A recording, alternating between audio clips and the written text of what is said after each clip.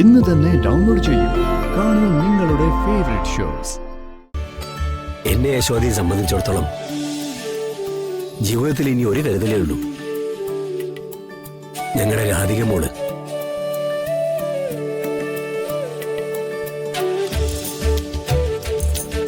അവളെങ്കിലും സുരക്ഷിതായിരിക്കണം.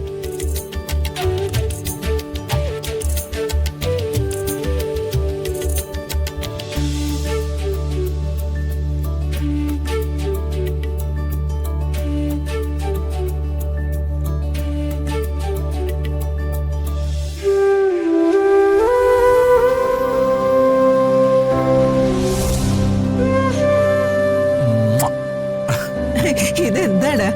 അതോ സന്തോഷം സഹിക്കാൻ പറ്റാഞ്ഞിട്ട്. അതെ, മുത്തശ്ശിക്ക് ഞാനൊരു പ്രസന്റ് വാങ്ങി തരുന്നുണ്ട്. അത് കല്യാണം കഴിഞ്ഞിട്ട്. എന്നിട്ട് ഞാൻ രാധികയും കൂടി ഒന്നിച്ചതങ്ങ് കയ്യിൽ വെച്ചു. ഒരുപാട് വിഷമങ്ങളൊക്കെ മനസ്സിലിട്ട് നടന്നിട്ട് വല്ലപ്പോഴും മനസ്സറിഞ്ഞ് സന്തോഷിക്കാനുള്ള ഒരു കാര്യം വരുന്നത്. കഴിഞ്ഞ കുറെ കാലത്തിനിടയ്ക്ക് നിന്റെ മുത്തശ്ശി ഏറ്റവും കൂടുതൽ സന്തോഷിക്കുന്ന ദിവസമെന്ന് അറിയോ? എനിക്കറിയാം മുത്തശ്ശി. എന്തായാലും ഈ സന്തോഷം എനിക്ക് രാധികയെ ഒന്ന് വിളിച്ചറിയിക്കണമെന്നുണ്ട്. ഞാനൊന്ന് വിളിച്ചോട്ടെ അയാളെ? വേണ്ട, വിളിക്കണ്ട. അതെന്ത്? എടാ, ഇത്തരം സന്തോഷങ്ങള് ഫോണിൽ കൂടി അല്ല പറയേണ്ടത്. അവളുടെ അടുത്ത് ചെന്ന് മുഖത്ത് നോക്കി പറയണം. വേണ്ടേ? സത്യത്തില് അങ്ങനെയൊക്കെയാ വേണ്ടത്. അപ്പോ അയാളുടെ എക്സ്പ്രഷനൊക്കെ കൃത്യമായിട്ട് അറിയാൻ പറ്റും. പക്ഷേ ഞാനിപ്പോ എങ്ങനെ പോവും? ഞാൻ പോയാ അതിന് പുറകെ അയാളുടെ അച്ഛനും അമ്മയും അങ്ങോട്ട് വരും. കണ്ടാ പ്രശ്നം ഉണ്ടായിട്ടൊന്നും അല്ല, എന്നാലും അത് ശരിയല്ല. ഓ, എത്ര പെട്ടെന്നാ എന്റെ കുഞ്ഞു മര്യാദക്കാരനായത്. എന്നാ ഒരു കാര്യം ചെയ്യ്, നീ വണ്ടി എടുത്തോണ്ട് പൊയ്ക്കോ. ദേവനാരായണനും യശോദയും ഇവിടുന്ന് ഇറങ്ങാനൊന്ന് താമസം ഉണ്ടാക്കിയാ പോരെ? അത് ഞാൻ ഉണ്ടാക്കിക്കൊള്ളാം. സത്യം?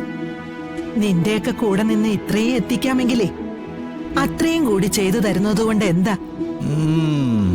പിന്നെ ചെല്ലുമ്പോ അവിടെ സുകുമാരിയമ്മ ഉണ്ടാവും. അതുകൊണ്ട് സൂക്ഷിക്കണം. എന്താ കുഴപ്പം? അങ്ങോട്ട് കൊന്നു കളഞ്ഞല്ലോ. ഒന്ന് അടങ്ങടാ. ഒരു കൊലക്കുറ്റത്തിൽ നിന്നും രണ്ടാളും ഇപ്പൊ പുറത്തിറങ്ങിയതേ ഉള്ളൂ. പിന്നെയാ സുകുമാരിയമ്മയുടെ കാര്യം. സുകുമാരിയമ്മയെ കണ്ട നീ ഒന്നും പറയണ്ട. നിന്റെ പെണ്ണിനെ കൊണ്ട് പറയിപ്പിച്ചാ മതി. ഇത്തിരി ധൈര്യവും ചങ്കൂറ്റവും ഒക്കെ വരട്ടെ. അതില്ലാതെ പോയതുകൊണ്ടാ ഇവരൊക്കെ അതിന്റെ മേലെ കുതിര കയറുന്നത്. എടാ, അവളോടെ എന്റെ അന്വേഷണം പറഞ്ഞേക്ക്. അധികം വൈകാതെ മുത്തശ്ശിയുടെ കാര്യങ്ങൾ നോക്കേണ്ടി വരുമെന്ന്. അതെങ്ങനെയാ മുത്തശ്ശിയുടെ കാര്യങ്ങൾ നോക്കുന്നത്? ഞാൻ വിവാഹം കഴിക്കുന്നത് എന്റെ കാര്യം നോക്കാനല്ലേ? ഉവ്വ്, അപ്പോഴേക്കും തുടങ്ങി സ്വാർത്ഥത. അങ്ങനെ എങ്ങാനും കാണിച്ചാലുണ്ടല്ലോ.